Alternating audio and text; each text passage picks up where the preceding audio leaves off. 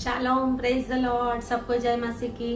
परमेश्वर का धन्यवाद करते हैं। आज एक बहुत बड़ा दिन परमेश्वर ने हमें दिया है और परमेश्वर ने हमारी जिंदगी में एक बहुत बड़ी गिफ्ट दी है।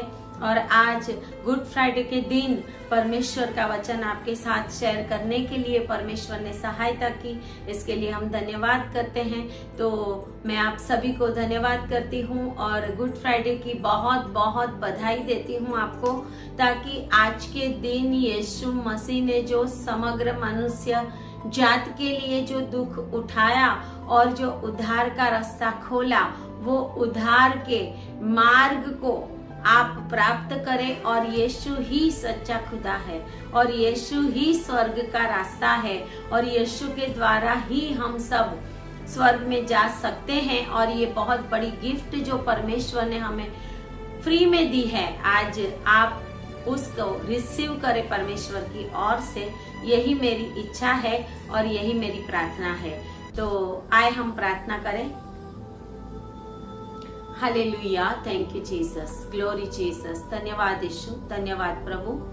प्रभु आज पिता परमेश्वर एक बहुत बड़ा धन्य दिन आपने हमें दिया है, ताकि प्रभु हम आपके दिन आपकी उपस्थिति में आए।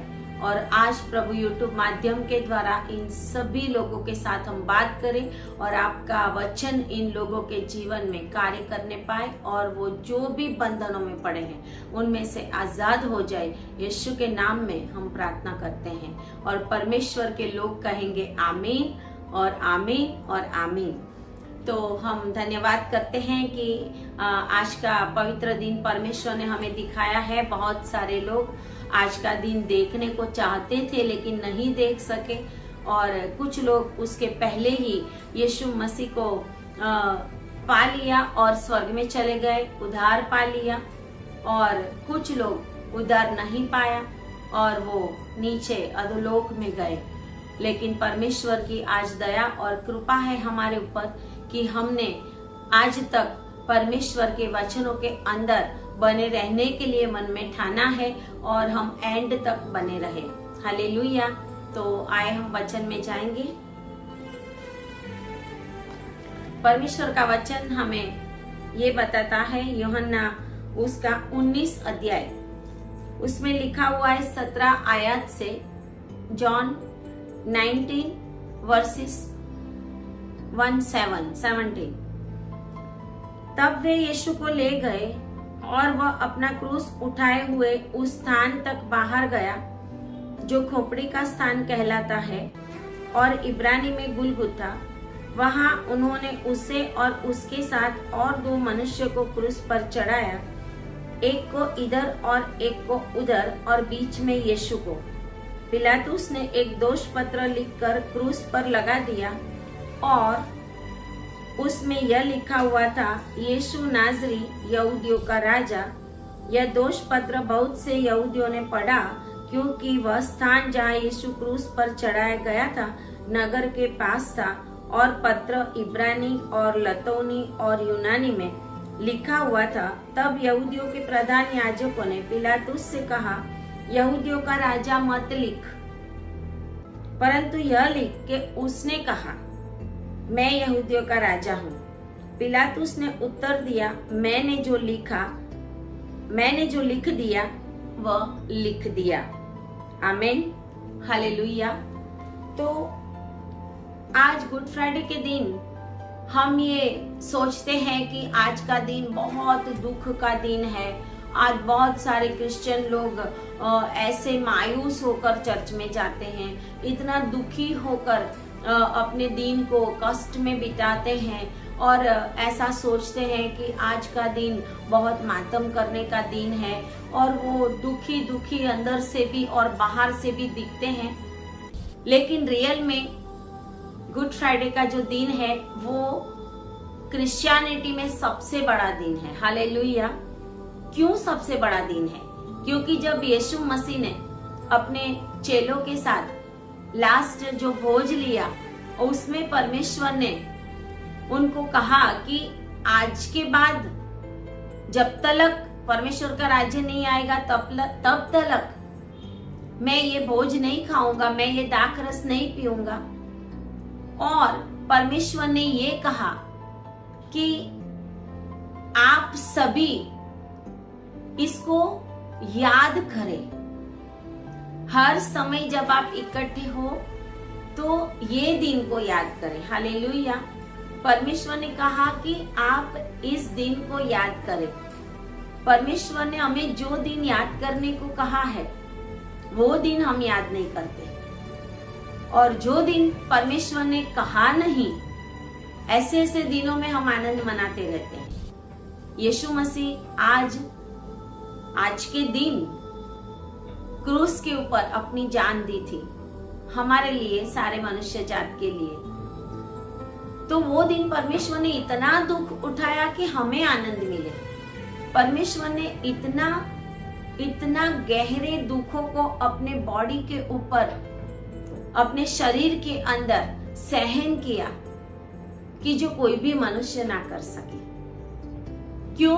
क्योंकि जो पाप हम कर रहे हैं, जो पाप हमने किया, जो पाप हमारे माँ बाप दादाओं ने किया, और जो पाप एदन वाटिका से आज तक चला आया है, उस पापों को परमेश्वर ने इस क्रूस के ऊपर ले लिया था, और परमेश्वर ने हमारा सारा दंड चुका दिया था।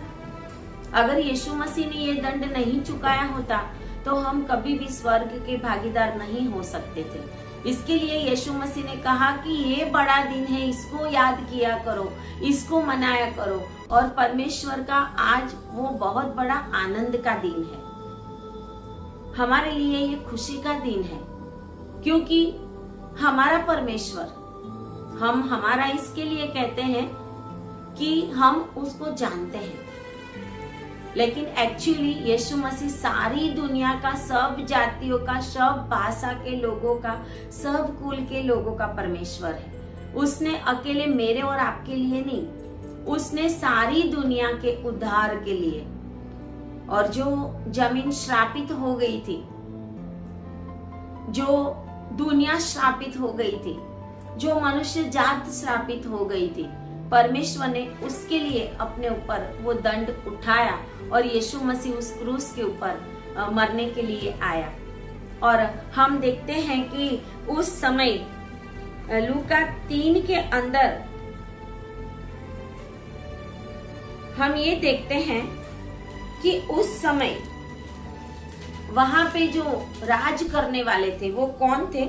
लूका 3 में लिखा हुआ है कि तिबिरियस कैसर के राज्य के 15वें वर्ष में, कैसर का जो रोमन एम्परर था, कैसर ऑगस्टस तिबिरियस के जो कैसर था, उसको बहुत सारे नामों से जाना जाता है, तो उसके 15वें वर्ष में, और पोंतियुस पिलातुस यहूदिया का हाकिम था। पिलात जो था वो यहूदिया का हाकिम था, और गालिल में हेरोद राजा था, और उसका भाई इतुरिया और त्रखोनितिस में राजा था, और अबिलेने में लिसानियस चौथाई के राजा थे। जो वहां के राजा थे, हाकिम थे, एम्परर थे, उसका यहाँ पे जिक्र किया गया है कि कैसर ऑगस्टस के 15वें वर्ष में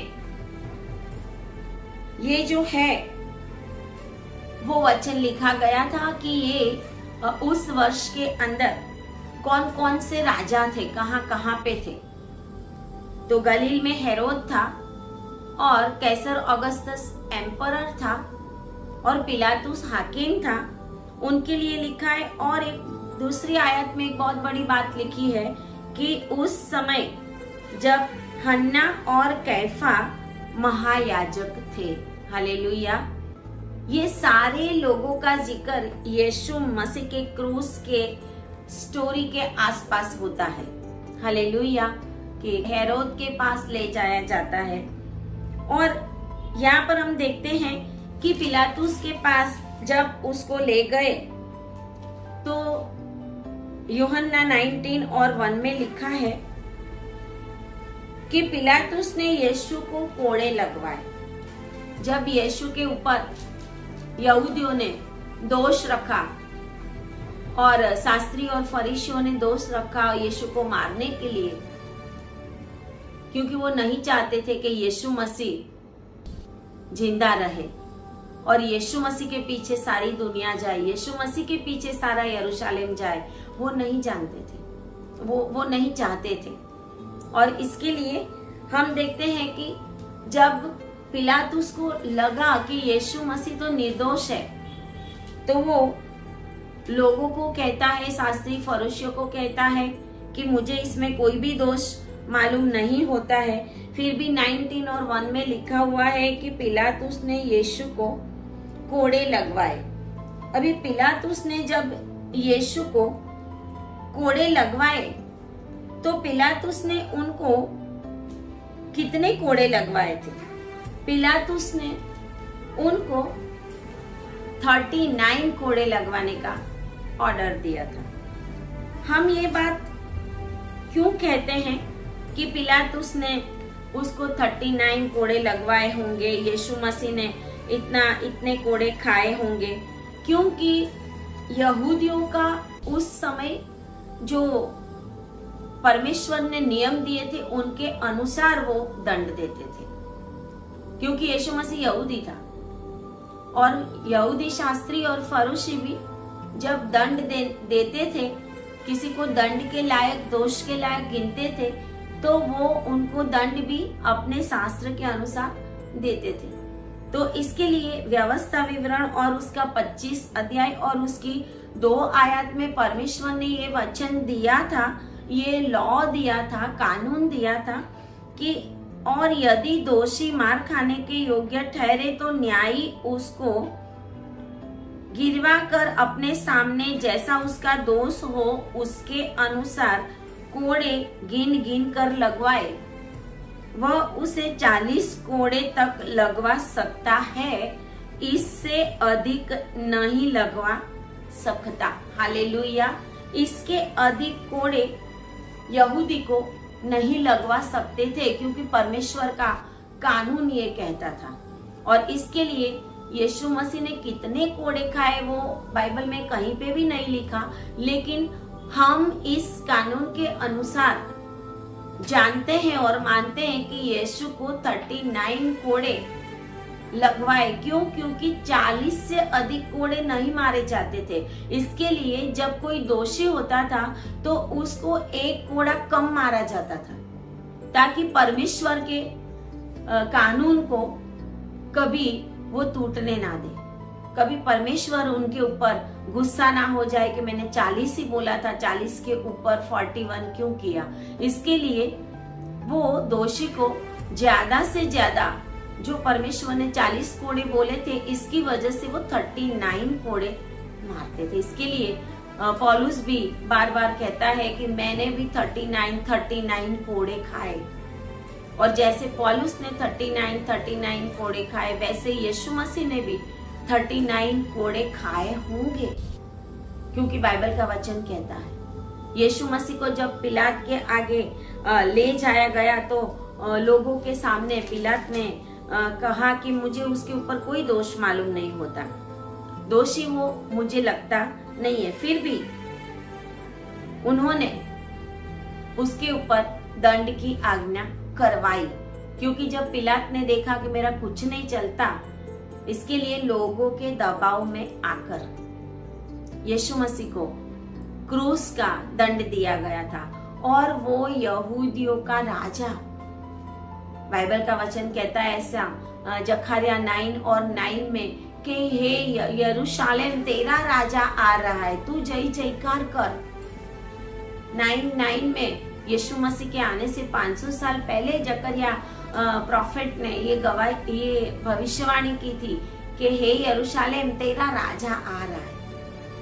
और यीशु मसीह यहूदियों का राजा, ऐसा हमने देखा कि पिलातुस ने उसको छोड़ देना चाहा, लेकिन लोगों ने सोचा कि हमें उसको मार ही दो, उसको क्रूस के ऊपर ही लटकाओ, उसको दंड ही दो।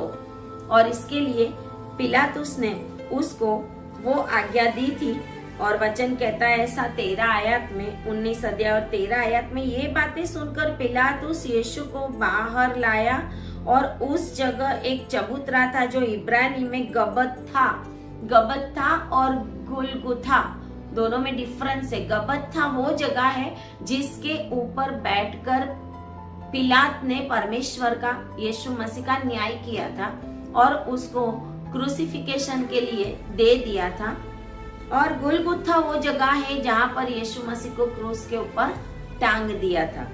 तो यहाँ गबत्ता के ऊपर न्यायासन के ऊपर वो बैठा। जब हम 2016 में 2016 में इजराइल गए थे तो इजराइल में ये गबत्ता और गुलगुथा दोनों जगह हमने देखी थी।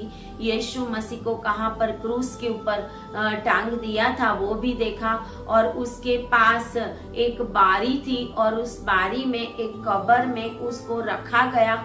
और यीशु मसीह की खाली कब्र मैं देख के आई हूँ और मैं विश्वास करती हूँ कि यीशु मसीह तीसरे दिन जिंदा हो गया था। आज वो वहां पर नहीं है, इसके लिए उस कब्र के ऊपर लिखा हुआ है कि he is not here, he is region.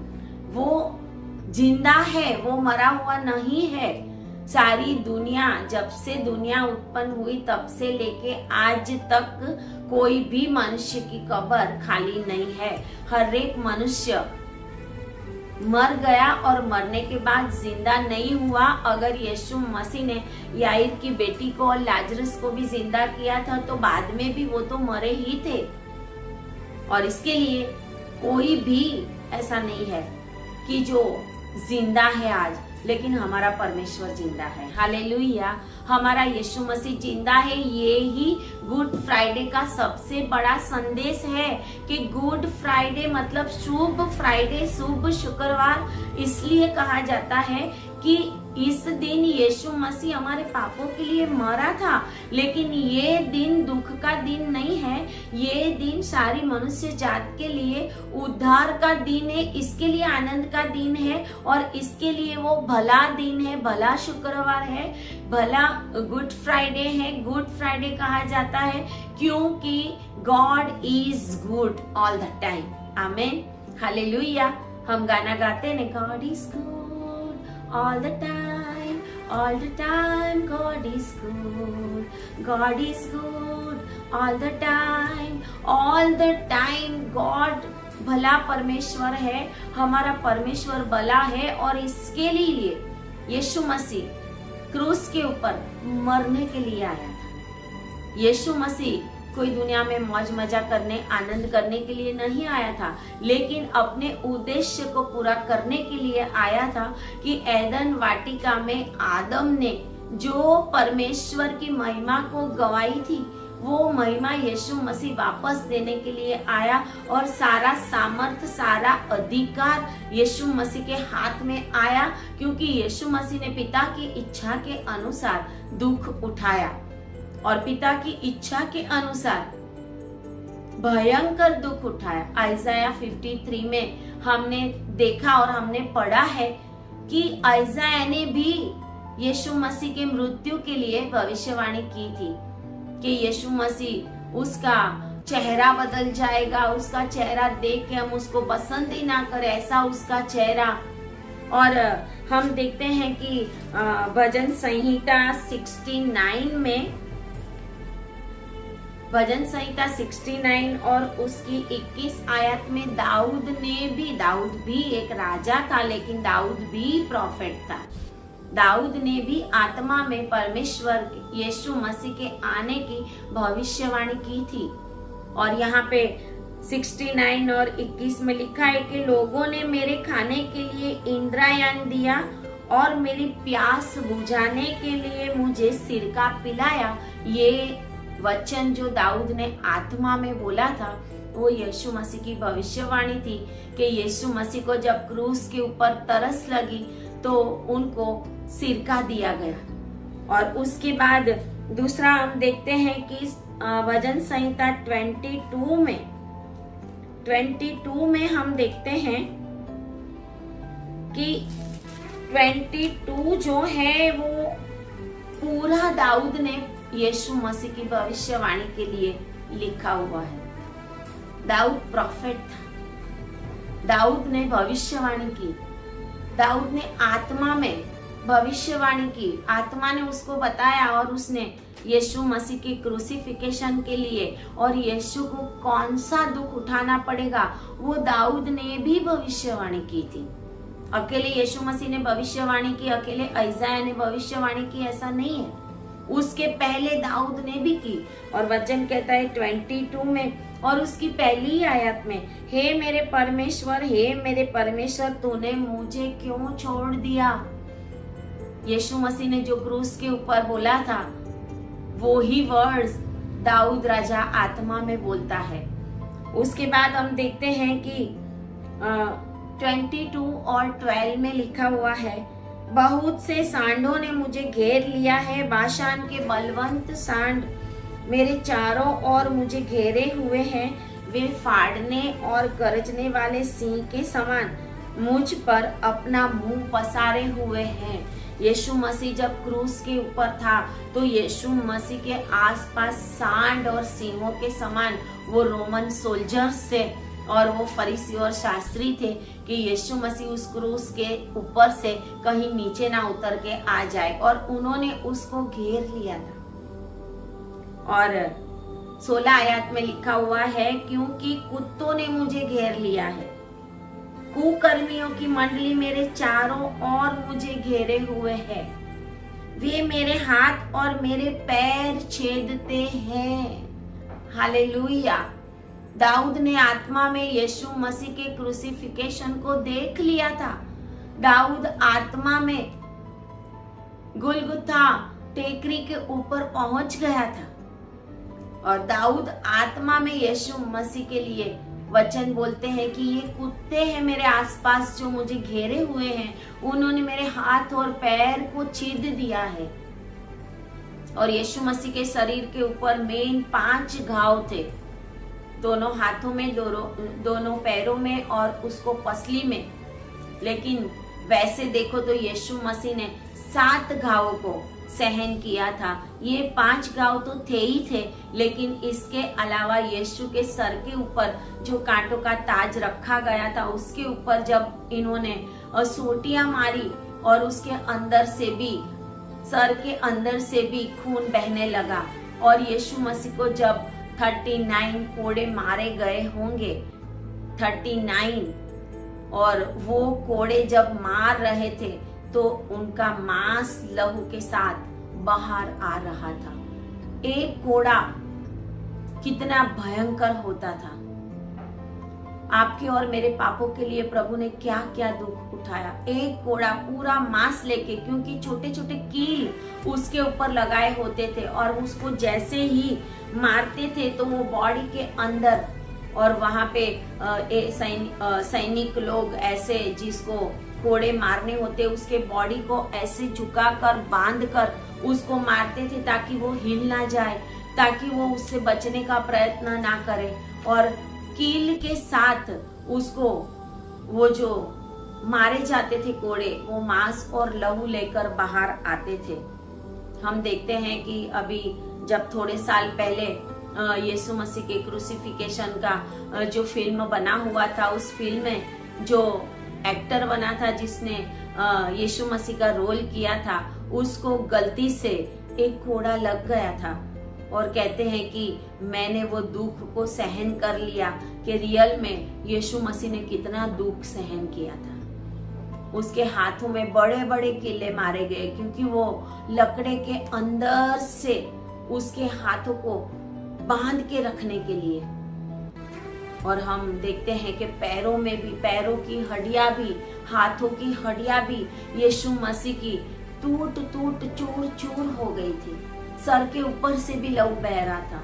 और यहाँ तक कि जब यीशु मसीह मरा है कि जिंदा है, वो देखने के लिए जब यीशु को क्रूस के ऊपर लटकाया था, तो नीचे से जब रोमन सोल्जर ने उसकी पसली में भाला मारा तो वो पसली में से होकर उसको हृदय को चीद के निकला और उसके पेट में से, कुख में से लिखा है कि पानी और लहू की धारा बहने लगी।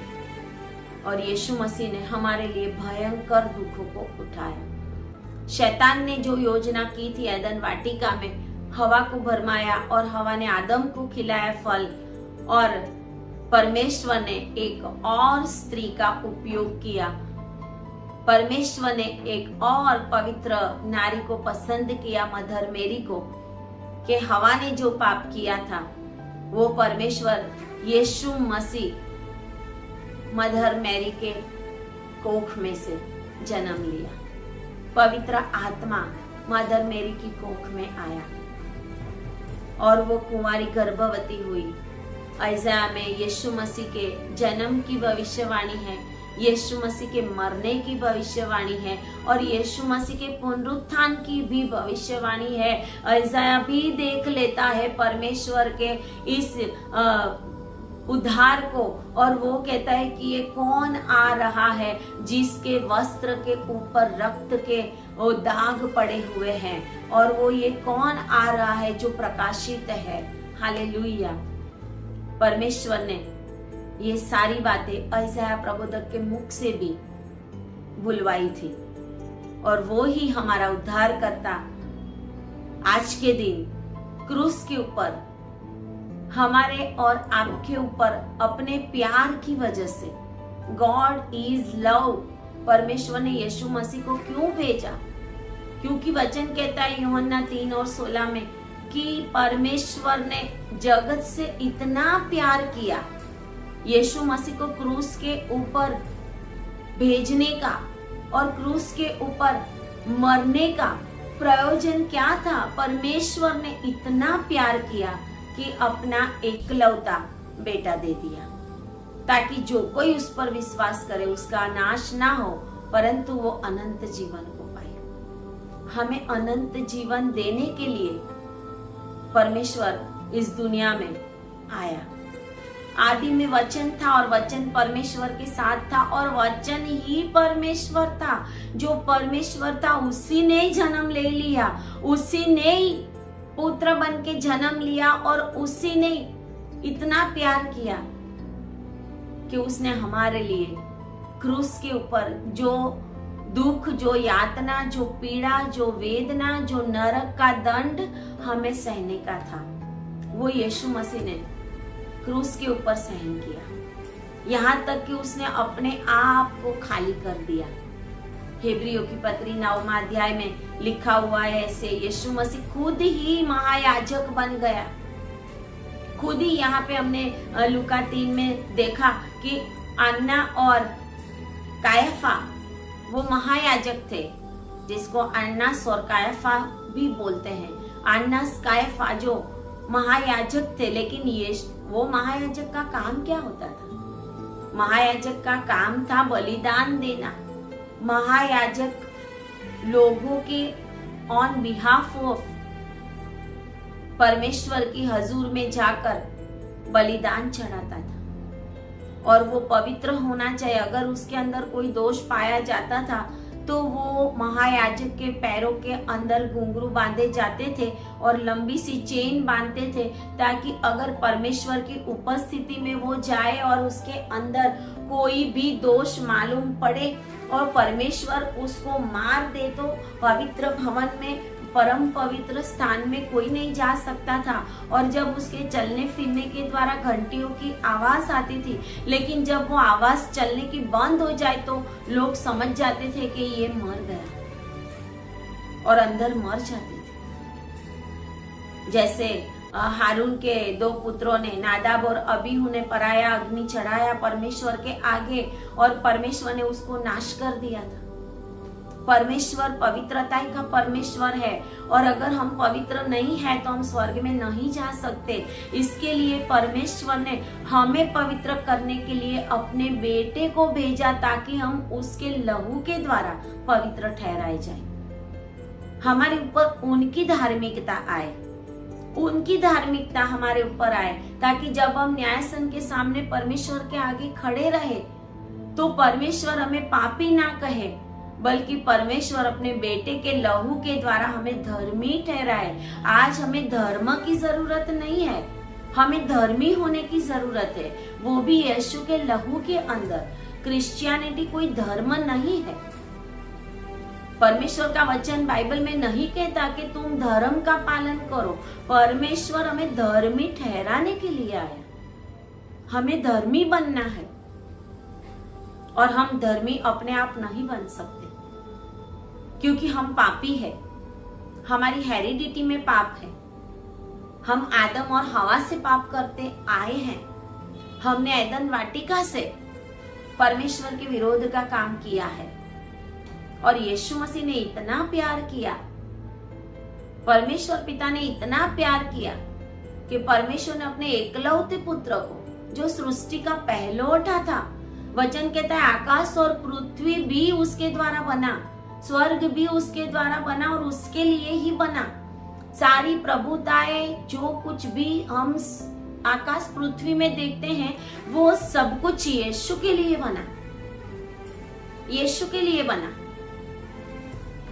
और वो परमेश्वर मेरे और आपके लिए इस दुनिया में क्रूस के ऊपर नंगी हालत में, जब क्रूस के ऊपर लोगों को मौत दी जाती थी, तो यहूदी जो बहुत सारे लिटरेचर है उसमें बताया जाता है कि हाथ और पैरों में जब कीले मारे जाते थे, उनको दुख दिया जाता था, तो वो टॉयलेट भी हो जाता था और बहुत गंदी हालत में, बहुत लज्जापूर्वक मौत को उसके ऊपर सहन करना पड़ता था।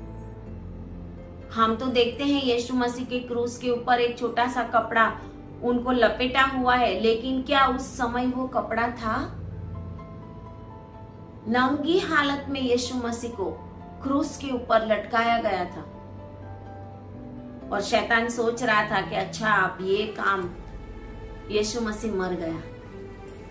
लेकिन यीशु मसीह ने उस मौत के द्वारा मौत में से जीवन का रास्ता खोला था। आमीन, हालेलुया।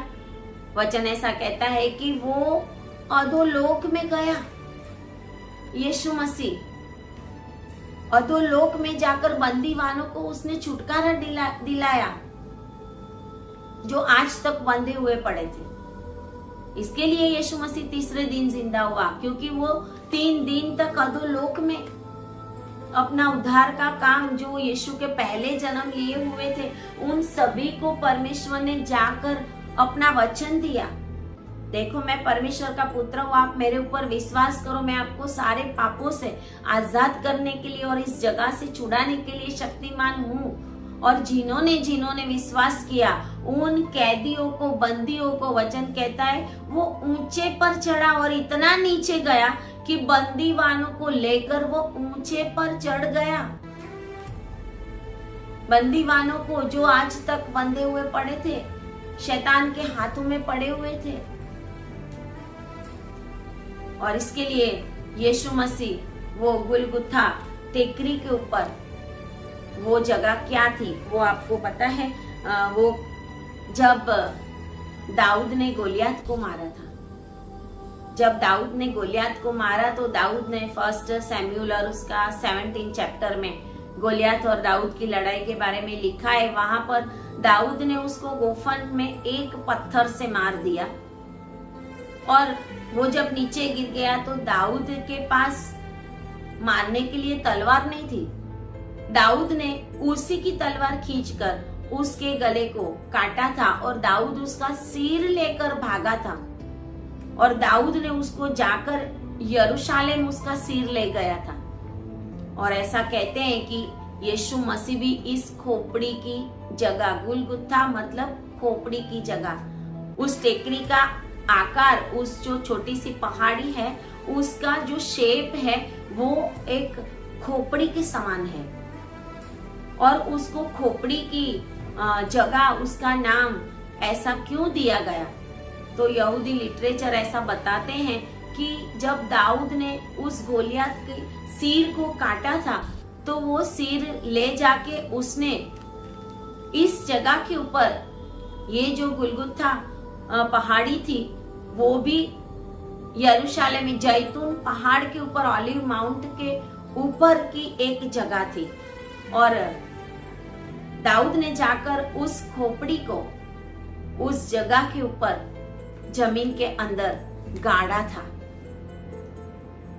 और गोलियत जो है सॉरी गोलियत जो है वो सारे इज़राइल का दुश्मन था और गोलियत जो है वो शैतान का प्रतीक है, लेकिन दाऊद है वो यीशु मसीह के प्रतीक के रूप में है कि जो सारी इज़राइल प्रजा को गोलियत से बचाता है। वैसे ही यीशु मसीह इस क्रूस के ऊपर, उसी खोपड़ी की जगह के ऊपर यीशु मसीह का क्रूस लगाया गया था और यीशु मसीह ने उसी शैतान की खोपड़ी को, जब हम देखते हैं क्रूस और क्रूस के नीचे बहुत सारी खोपड़ी, ऐसे बहुत सारे पिक्चर्स आपने देखे होंगे, तो ये है कि खोपड़ी के ऊपर क्रूस ऐसा बताया जाता है। इसका मतलब कि वचन ऐसा कहता है उत्पत्ति में, जैसे परमेश्वर ने कहा था सर्प को कि स्त्री, उसकी संतान तेरे सर को कुचलेगा, वो वचन यहाँ पर पूरा होता है कि उस खोपड़ी को, उस शैतान के सिर को लूका 10 और 19 से परमेश्वर कहता है कि सारी शैतानी शक्तियों को रोंदने का, हमारे पैरों के नीचे रोंदने का प्रभु ने हमें भी अधिकार दे दिया, क्योंकि यीशु ने खुद शैतान को क्रूस के नीचे कुचल दिया और हमें उद्धार दिया। शैतान की कोई भी चाल हमारे ऊपर नहीं चल सकती, शैतान कोई भी हमारे आशीष को रोक नहीं सकता, लेकिन हमें परमेश्वर के पुत्र बनना चाहिए। वचन ऐसा कहता है जो परमेश्वर के पुत्र को ग्रहण करता है, कि यीशु मसीह परमेश्वर का पुत्र, ये ग्रहण करना पड़ता है, ये रिसीव करना पड़ता है, ये मानना पड़ता है, ये विश्वास करना पड़ता है, खाली मुंह से नहीं, अंदर से, क्योंकि यीशु मसीह ने हमारे लिए अंदर से भी दुख को सहन किया था, उसका हृदय भी उस भाले से छेदा गया था। और ऐसा कहा जाता है कि जिस सैनिक ने वो भाला मारा था यीशु मसीह को कोख में से, और सीधा उसका हृदय को छेदते हुए वो भाला निकला और यीशु के हृदय में से जो लहू और खून की पानी और लहू की धारा बही, वो उस सैनिक के ऊपर पड़ी और वो सैनिक का भी जीवन बदल गया। यीशु मसीह उदार है। यीशु मसीह के दाहिने और बाएं दो चोर को यही दंड दिया गया था, लेकिन यीशु मसीह के जो पास में एक चोर ने ग्रहण कर लिया यीशु को कि जब तू तेरे राज्य में आए तो मुझे याद करना। और यीशु मसीह ने कहा आज ही तू मेरे साथ पारादीस में होगा, आज ही तू मेरे साथ वो स्वर्ग में होगा, क्योंकि उसने ग्रहण किया, दूसरे ने ग्रहण नहीं किया। दूसरे ने कहा कि तू हमें भी बचा, लोगों ने भी बहुत मजाक उड़ाया, और जब यीशु मसीह ने उसको भी बचा लिया, यीशु मसीह को मारने वाला भी बच गया। यीशु मसीह का क्रूस सिमोन की कुरेनी ने उठाया और हमारा विश्वास है कि वो भी बच गया।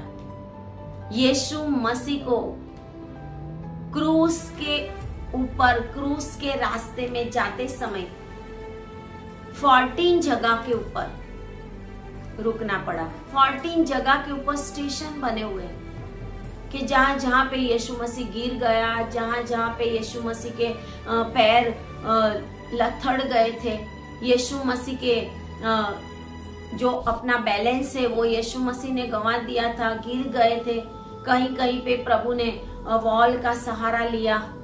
उस 14 स्टेशन से जो क्रूस के उस गोलगुथा तक जाने तक बने हुए हैं, और आज भी जो इज़राइल जाते हैं वो उसी रास्ते के ऊपर वहां पे क्रॉस रखे हुए होते हैं। वो क्रॉस को उठाए बहुत सारे लोग गोलगुथा तक जाते हैं, लेकिन अब हमें वो क्रॉस उठाने की जरूरत नहीं है, क्योंकि वो क्रॉस तो वहां पे रखे हुए हैं, वो लाइट होते हैं, लकड़े के होते हैं, लेकिन यीशु ने जो क्रूस उठाया था वो कहते हैं कि बहुत भारी था। कम से कम वो 88 पाउंड्स का था, बहुत भारी था, बहुत भारी था। और यीशु मसीह का जो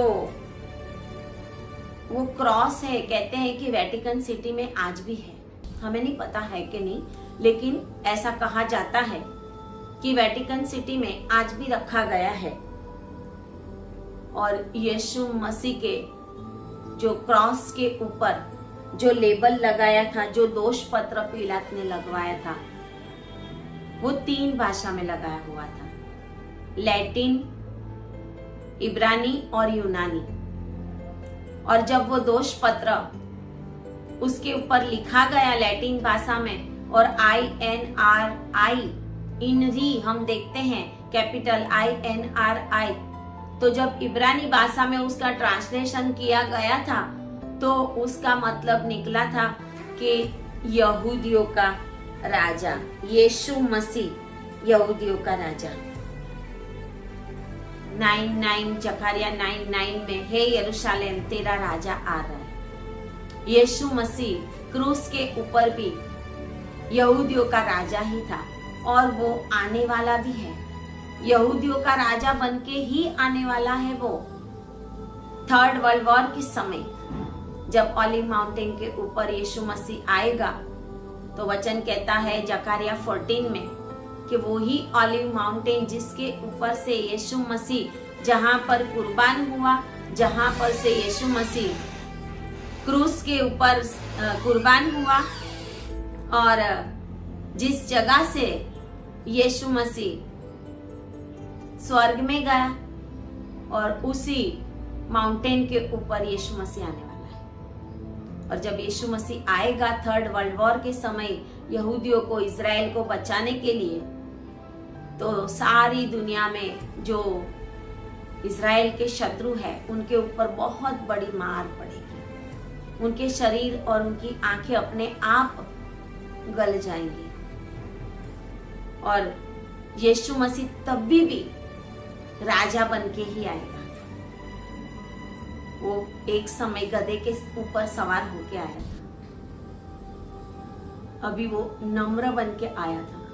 लेकिन प्रकाशित वाक्य में लिखा हुआ है ऐसा, अब वो सफेद घोड़े के ऊपर अपनी स्वर्गीय सेना को लेकर, मुंह से तलवार निकलती होगी, आंखों से अग्नि की ज्वाला निकलती होगी, ऐसा यहूदियों का राजा और सारी दुनिया का प्रभु और राजा बन के आने वाला है।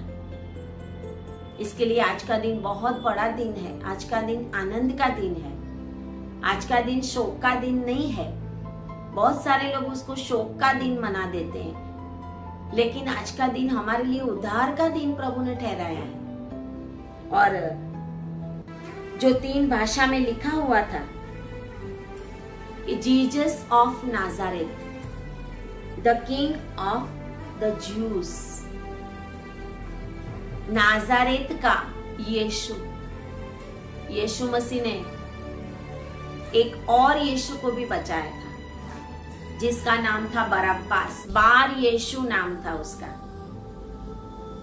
जब यहूदियों ने यीशु मसीह के बदले में एक और बंदीवान को छोड़ा था जो लुटेरा था, खूनी था, उसका नाम भी बार यीशु था। क्रूस के ऊपर भी एक चोर बच गया, जिसने भाला मारा वो भी बच गया, बार यीशु भी बच गया। हमारा यीशु मसीह का क्रूस वो उद्धार का प्रतीक है, और वो यीशु नाजरी कहलाता है। क्यों? क्योंकि उस समय पूरे नाजारेत में यीशु मसीह ही अकेला यीशु था। नाजरेत का यीशु ही चमत्कार करता था। यीशु नाजारी, उसके नाम के बड़े चर्चे थे, और इसके लिए यीशु नाजरी यहाँ से जा रहा है। लोग चिल्लाते थे यीशु नाजरी और दाऊद का पुत्र। क्यों दाऊद का पुत्र? क्योंकि दाऊद ने जैसे गोलियत को मारा था और सारी इजराइल को बचा दी थी, और परमेश्वर ने वचन दिया था कि मैं तेरे राज्यासन को कायम रखूंगा, और दाऊद के वंश में यीशु मसीह का जन्म हुआ, और यीशु मसीह दाऊद का पुत्र कहलाया। परमेश्वर आज हमें बहुत प्यार करता है। परमेश्वर आज अब्राहम ने उसी जगह पर, मोरिया पहाड़ पे, इसी जगह के ऊपर इज़ाक का बलिदान देने के लिए प्रभु ने बोला था कि मैं दिखाऊं उस पहाड़ के ऊपर जा। अब्राहम ने बलिदान दिया था, भले ही नहीं दिया, लेकिन परमेश्वर ने उस बलिदान को ग्रहण कर लिया था। वो भी ये जगह थी। दाऊद ने जो खोपड़ी गोलियत की उस जगह के ऊपर जमीन में गाड़ दी थी, वो भी ये जगह थी। और यीशु मसीह का क्रूस भी उसी जगह के ऊपर टंगा हुआ था। और ये जो क्रूस है वो दमस्कस गेट जो है, जिसको फिश गेट बोलते हैं, हम गए थे वहां पर दमस्कस गेट के ऊपर, हम खड़े भी थे। और वहां पर दमस्कस गेट के बाहर जो महायाजक बलिदान को जलाता था, उसी जगह के ऊपर यीशु मसीह का भी क्रूसिफिकेशन हुआ था। और यीशु मसीह सारी भविष्यवाणियां पूरी करने के लिए आया। यीशु मसीह भविष्यवाणी पूरी करने के लिए आया। और यीशु मसीह ने मनुष्य जात को उद्धार दिया, आपको और मुझे उद्धार दिया। और हमें आज आनंद करना है। क्या आप उद्धार पाए हुए हो? अगर आप उद्धार पाए हुए हो तो आपको कोई भी दुख नहीं होगा कि आज यीशु मसीह मरे हुए थे, क्योंकि आज वो मरा हुआ नहीं है। आज वो जीवित परमेश्वर है। यीशु मसीह के मृत्यु में ही उसका पुनरुत्थान छिपा हुआ है। अगर यीशु मसीह मरता नहीं तो उसका रेजरेक्शन भी नहीं होता। और यीशु मसीह आज लिविंग गॉड है, जिंदा परमेश्वर है। इसके लिए जो कोई भी आज ये वीडियो देख रहा है, वो किसी भी जाति के हो, किसी भी धर्म के हो, परमेश्वर धर्मी है। परमेश्वर को धर्म की जरूरत नहीं है, परमेश्वर खुद ही धर्मी है। और परमेश्वर हमें धर्म को नहीं, धर्मी बनने के लिए बोलता है। हमें धर्मी बनना है, अच्छे काम, परमेश्वर के लहू में हमें नहाना है और धार्मिकता प्राप्त करनी है। और हम बचे हुए हैं। हम नरक में जाने वाले लोग नहीं हैं, हम स्वर्ग में जाने वाले लोग हैं। बहुत ही जल्दी यीशु मसीह आने वाला है और हम स्वर्ग में जाने वाले हैं। और परमेश्वर अपनी कलीसिया को उठाने वाला है। क्या आपने इस यीशु मसीह के क्रूस के नीचे अपनी पनाह ली है? क्या आपने यीशु के लहू में अपने पापों को धोया है? क्या अपने आप को आपने यीशु के आगे कुर्बान किया है? क्या आपने वचन के अनुसार यीशु मसीह ही परमेश्वर का पुत्र है और वो ही परमेश्वर है? और वचन कहता है ऐसा हरेक घुटना टिकेगा और हरेक जीभ कबूल करेगी कि यीशु ही प्रभु है। आमीन, आमीन और आमीन। क्योंकि यीशु ने विजय पा लिया है मौत के ऊपर। और यीशु ने हमें एवरलास्टिंग लाइफ, अपने जैसा लाइफ दिया है। हम एवरलास्टिंग लाइफ वाले लोग हैं। यीशु मसीह ने हमें जीवन दिया है। यीशु ने कहा मैं जीवन हूं, I am the light of the world, I am the life, I am the tree of life. मैं जीवन का पेड़ हूं, मैं जीवन की ज्योति हूं, मैं जीवन का पानी हूं, लिविंग वाटर हूं। यीशु मसीह हमारा सब कुछ है। क्या हमने उस यीशु मसीह को जाना है? क्या हम उसको पहचानते हैं? आज का दिन हम परमेश्वर यीशु के पास आए और सही परमेश्वर को जाने और जीते जी हम स्वर्ग का बुकिंग करें यीशु के लहू के द्वारा और स्टैंप लगाए अपने माथे के ऊपर यीशु के लहू की। वही आज का वचन हमें कह रहा है। आइए प्रार्थना करें। धन्यवाद पिता परमेश्वर, आपकी महिमा हो, आपकी स्तुति हो प्रभु जी। प्रभु आपके जिन जिन लोगों ने इन वीडियो के द्वारा जो वचन सुना है प्रभु, वो वचन उनके जीवन में कार्य करने पाए। ये वचन उनके जीवन में उद्धार और मुक्ति लेके आए पिता परमेश्वर। और प्रभु स्वर्ग राज्य को वो पा सके प्रभु, स्वर्ग राज्य के भागीदार बने प्रभु। ऐसा होने दे पिता परमेश्वर। और आज का दिन उनके लिए एवर लास्टिंग जॉय का दिन बन जाए, ऐसा होने दे। प्रार्थना यीशु के नाम में करते हैं, आमीन। और परमेश्वर के लोग कहेंगे आमीन, आमीन और आमीन। God bless you. Happy Easter in advance. परमेश्वर आप सभी को आशीष दे और परमेश्वर आज के दिन की हैप्पी गुड फ्राइडे की भी आशीष आप सभी को दे। आमीन।